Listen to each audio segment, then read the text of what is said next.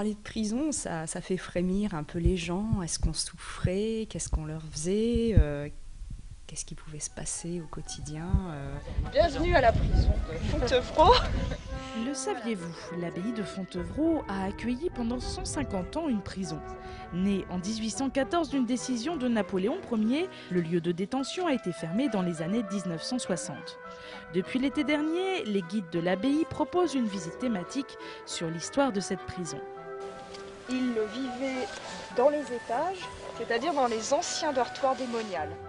Au gré de la visite, on apprend que Napoléon avait souhaité créer des prisons avec ateliers pour avoir une main-d'œuvre bon marché. Ainsi, à l'abbaye, on a fabriqué des boutons de nacre, mais aussi plus étrange, on y a fait de la serrurerie. Étonnant pour une prison. Cette dernière était réputée très dure au 19e siècle.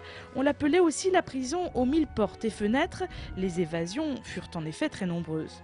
C'est d'ailleurs pourquoi les gardiens de nuit faisaient leur tournée en charentaise.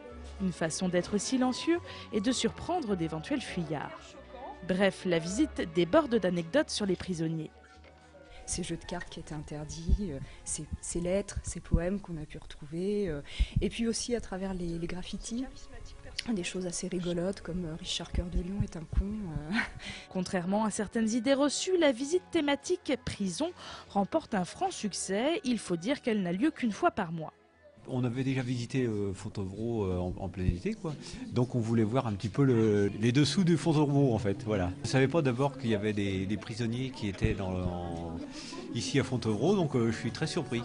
Au fil de la visite, on découvre notamment les cages à poules. Ici, par exemple, on enfermait les prisonniers violents, mais vraiment très violents, ceux qui ne pouvaient pas se contenir, donc qui étaient enfermés là. Sachez aussi que quelques prisonniers restèrent jusque dans les années 1980 dans la prison pour aider à la restauration des bâtiments. La mystérieuse prison de Fontevraud est à découvrir une fois par mois. Attention, il vaut mieux réserver ses places.